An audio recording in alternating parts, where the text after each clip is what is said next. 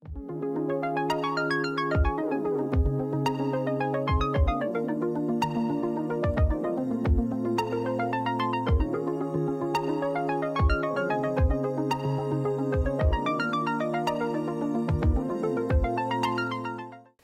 I'm not from here, I'm not from Luxembourg, so I worked in other universities and I was used to a different type of students. When I got here, it was really surprising that they were very shy and not very they didn't participate as much as I wanted them to.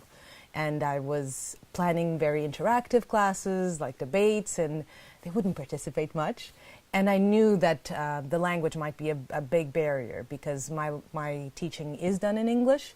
So I knew that it was a big barrier. So I thought, what can I do to change this? Get students to participate more, overcome a little bit of this language barrier, and make it more fun and enjoyable and create a rich environment where me, but also and them, can be fully engaged in the teaching and the learning process. And that was it.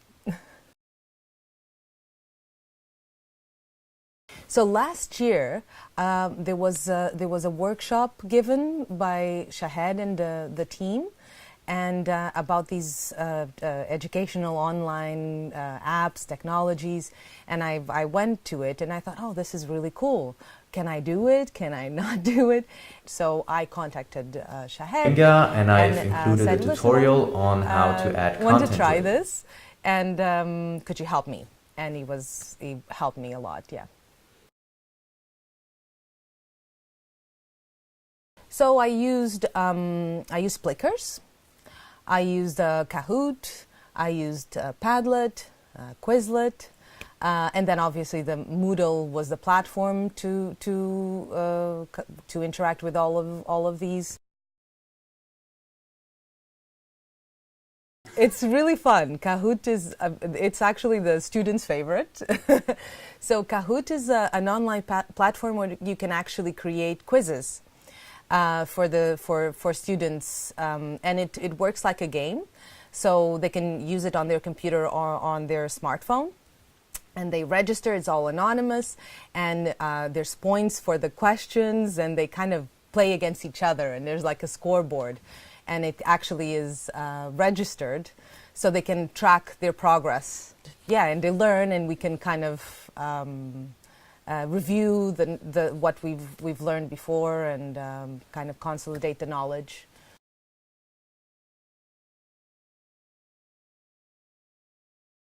The auditoriums are so big and it's hard to get them together to work as a group, and these tools actually make it easier to do that and make them collaborate within each other, and kind of, you know, those students that never participate in classes, they do. Kahoot! Yes, because it was really fun. It was really fun to see everyone kind of competing against each other and making it fun. Plickers was also very for the start, because I didn't want to start with like using all the smartphone and using the computer, and Plickers is just with the little cards, so they didn't have to go right away to the computer, so that was a good icebreaker. And that really helped, and then we moved along to other technologies.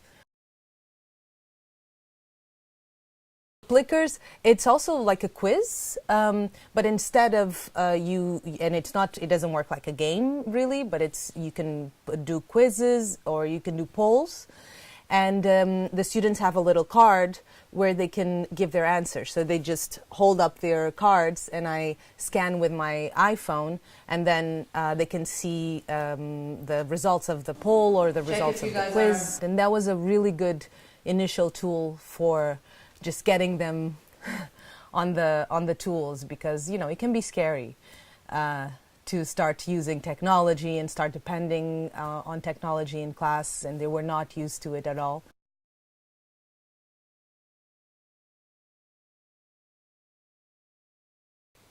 I think the main difference is that I started thinking about my classes more centered on the interaction, on the student. I think the classes before was very centered on on me, on teaching them something and showing them something and demonstrating. Even though there was work groups, and I always tried to do it a bit more interactive, I think the main change was me thinking more about this interaction and more about giving them more control of their own teaching. But yeah, it was hard in the beginning, and they were a bit wary about it and a bit suspicious about all of this. But after a little while, it got easier, and I think they were excited, and it was very useful.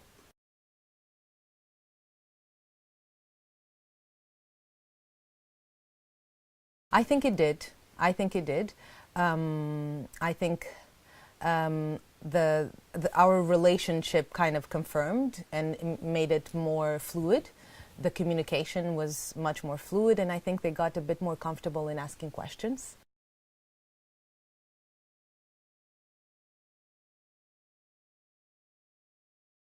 I'm not going to lie, it is a change, and it added a bit more of work because, you know, I had my classes all prepared. I could just update them, but I had to change some of the activities, and that required a little bit of work.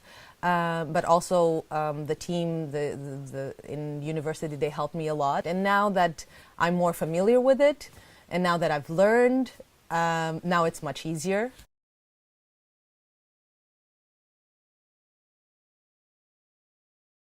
It was really successful, and the feedback I got from students about the online exam was that they liked it. It was very much organized. They had one question at a time.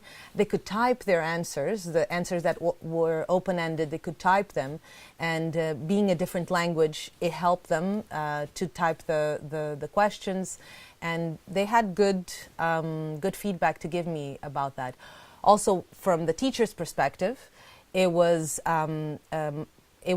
got easier for me to mark the exams because everything was online, and it actually they graded some of the exam for me. The Moodle graded some of the questions for me, and I could read the answers the students give some feedback, and obviously less paper, less photocopying, low budget, and we're trying to do the green revolution, so it also helped. So for me, it was a positive experience, and I would do it again.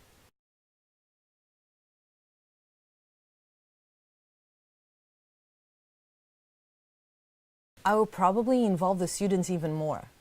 Having them creating some of these quizzes, having them learning with me and creating the activities with me. I look forward to see what else the university has to offer, because thus far it was really helpful for me.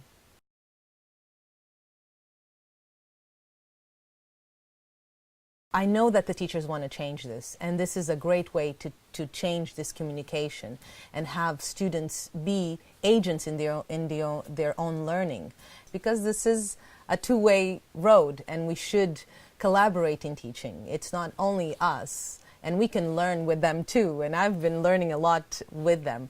And we need to prepare students for a new era. And if we are not prepared for it, how can we do that?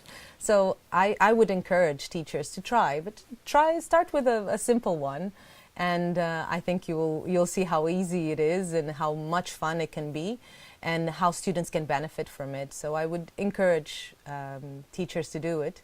And if you want help, I can help.